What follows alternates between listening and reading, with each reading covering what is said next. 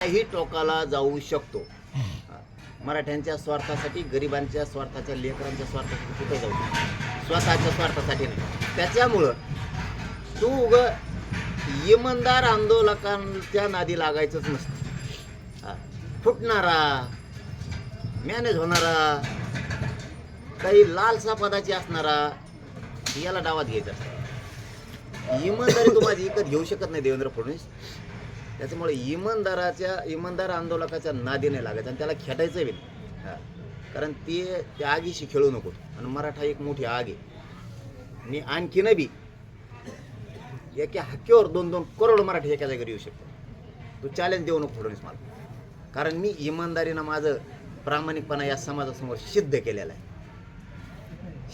मी माझा प्रामाणिकपणा. मी फुटत नाही, मॅनेज नाही होत म्हणून. माझ्या समाजाशी मी प्रामाणिकपणा सिद्ध केलेला आहे. त्यामुळे एका रात्रीत जर ठरवलं ना तर 2 करोड मराठी एकाच जागेवर आत्ताही येऊ शकते.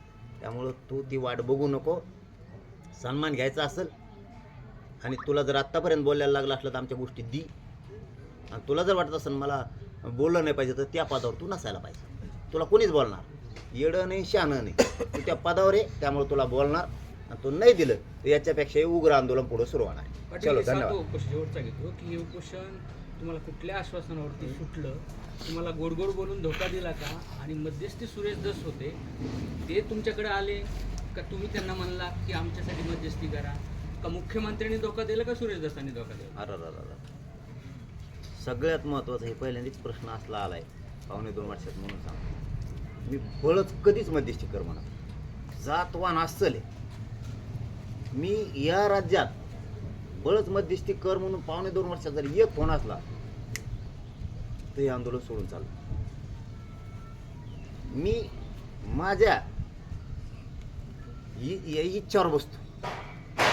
मी ठरवून कधीच बसत नाही माझ्याकडे येईन. माझी इच्छा माझ्या समाजासाठी करायचं, डायरेक्ट जातो आणि बसतो. कोण माझ्याकडे येईन नाही ही आशा मी कधीच धरीत नाही, कधीच जिंदगीत नाही. आला तर येई, नाहीत नको. मग त्या प्रश्नाचं उत्तरलंय आधी महत्वाचं माझं, ये नाही तर नको.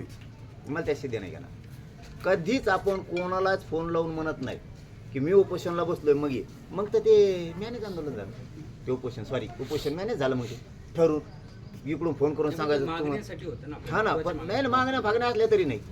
मी ज्या मागण्यासाठी म्हटलो आपण स्वतःच्या कुवतीवर, शक्तीवर बसायचं ना. माझ्या जातीची काय शक्ती कमी आहे का? नाही. मग मी का बसत नाही त्यांच्या जीवावर? यांच्या जीवावर काय मी बसतो मग तू ही. असला धंदा उभ्या आयुष्यात केला नाही मी, 22 वर्षात नाही केला. तेव्हापासून लढतो डायरेक्ट जाऊन बसणार.